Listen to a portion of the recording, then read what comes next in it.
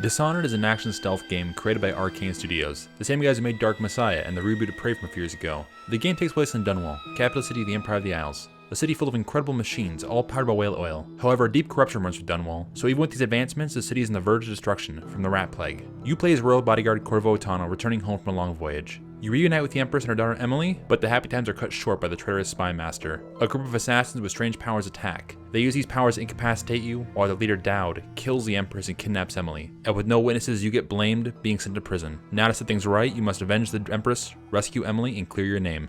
The city of Dunwall and its people have very unique art styles. The architecture forms gorgeous views into skylines, while color is used to create melancholy tones or stark contrast throughout the city. The lighting isn't dynamic, but during the evening or in the darker areas, it punches well above its weight. The compact nature of the game also allows for a high frequency of pretty screenshots. But be warned, when you're setting your brightness, almost invisible means almost invisible. So play around with it a bit and find out what works best. Otherwise, the game can end up looking washed out.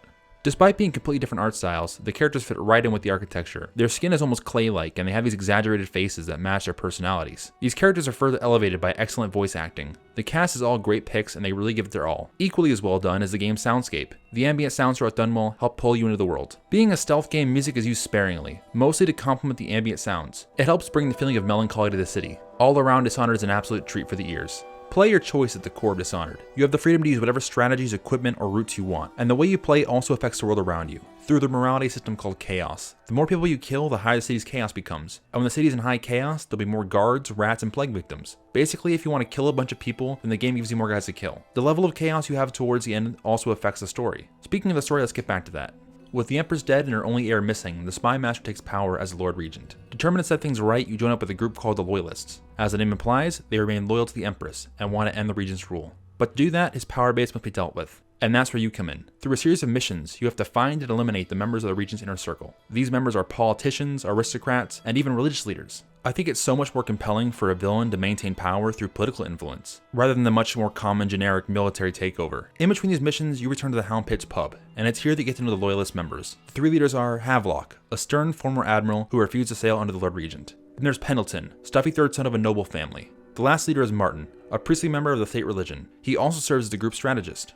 This is the Void, a parallel dimension to ours, and here is its master known as the Outsider. He takes an interest in you and your goals, and decides to brand you with his mark, allowing you to channel the Void's powers in the form of supernatural abilities. He also gives you a half-mechanical heart, that when held, whispers secrets about people and places.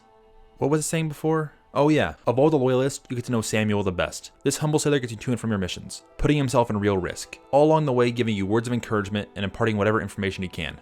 Once you're dropped off, the rest is up to you. You must find and eliminate your target. One of the most effective ways to get this done is stealth. Shadows are not your friend, however, because detection is instead determined by sound and line of sight. This pushes you to really utilize the environment, and Dunwall has been designed with such a high degree of verticality that it's rare for you to be forced to travel on the ground. How alerted an enemy is to your presence is displayed with a set of lightning bolts around their head. The more of these you fill up, the harder the AI will search for you, and if they find you, the bolts turn red and they'll start attacking you. When this happens, you can try and run and re-hide, or you can face them head-on in combat. And even with just a sword and pistol, combat is fast-paced and dynamic. But when you add the arsenal of abilities and equipment, you can get really creative. When the Outsider branded you with his mark, he also gave you the Heart. The Heart's most important feature is that it shows you the location nearby runes and bone charms. Bone charms are trinkets that grant small bonuses when equipped, and runes allow you to unlock and upgrade your supernatural abilities. Oh, him again. And if you find a shrine, then you get both a rune and some dialogue from the Outsider about your target. Abilities are split into active, which require the use of mana, and passive, which are not. The first ability you unlock is an active ability called Blink. It lets you teleport around and access one of your main forms of movement. Dark Vision is the other basic ability. It lets you see enemies and items through walls. Although I'm going to recommend against using the ability because it takes away all the beautiful visuals and puts an ugly sepia filter over them with a bunch of radiation monsters, and Wind Blast shoots blasts of wind. Devouring Swarm lets you summon a bunch of rats to attack enemies and eat corpses. Or if you're just feeling lonely and wanted some ratty company. Bend time slows time, and when fully upgraded, it completely stops time.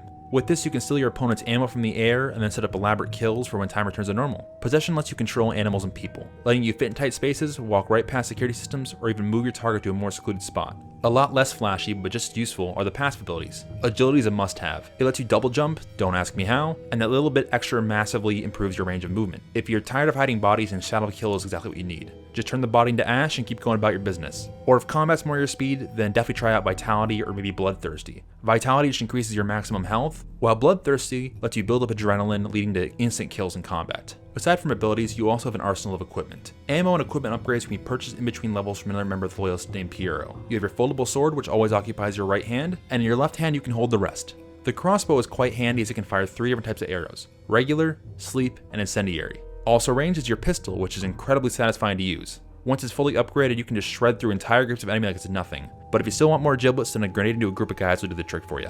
The Spring Razor will always be the king of creative kills. Put it on a bottle, a rat, heck, freeze time and put it in a crossbow bolt. So yeah, you can approach the game in a lot of ways, and this extends your targets. You're always able to simply find and kill your targets. But in each mission area, you can find ways to neutralize your target without killing them.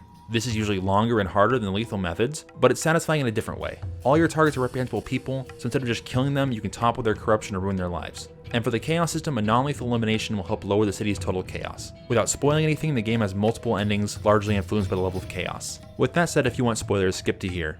And as the missions progress, the region's grasp on power continually weakens. Then with the last of his backers gone, it's finally time to eliminate him, right back where it all began. With the region neutralized, you return back to the Hound Pits, where the Loyalists are celebrating. But something seems off.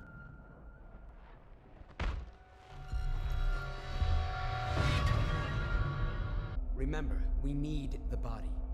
If we come forward with the corpse of the man who murdered the Empress, we'll be greeted as heroes.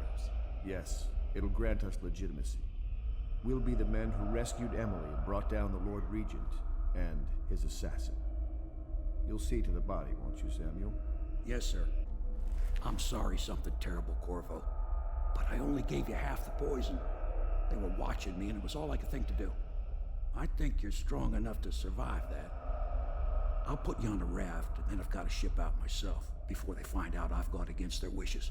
Betrayed and disarmed, you must get back and rescue Emily from these traitors. But to do that, you must make your way to the flooded district and past the Whalers and your leader Dowd, the very man who killed the Empress. I feel this section of the game is the weakest as it drags on for far longer than it should. I get that it's supposed to feel like an arduous journey to get back, but it just becomes tedious. Really pretty though. After getting back to the Hound Pits pub, you find it crawling with city watch, and Emily's nowhere to be seen. The 3 former leaders have taken her to the top of the King Sparrow Island. This is where Chaos level starts to play a much bigger role, as there are 3 different things you can get, good, bad, or worst, as well as 2 versions of the island. If you have low Chaos, then the skies will be clear and enemies won't be on high alert. When you arrive with high Chaos, the island will be covered in dark clouds, and certain routes will have changed. But the biggest difference are the traitors. War is broken out on the island as they each want control over Emily and thus the Empire. So you must advance to the heavily guarded island to find each of the traitors, all 3 of which refuse to let you finish the job. Martin shoots himself, Pendleton succumbs to a fatal injury, and Havelock attempts to take Emily with him by jumping off the top of the tower. If you wait too long or try to run at him, he'll fall. This leads to the worst ending, where with no leader, Dunwall collapses into a plague-ridden heap of violence and corruption. This in turn leads to the end of the Empire of the Isles, and you sailing off to parts unknown. However, if you shoot Havelock and he falls, Emily will grab onto the railing and you can rush over to save her or let her fall.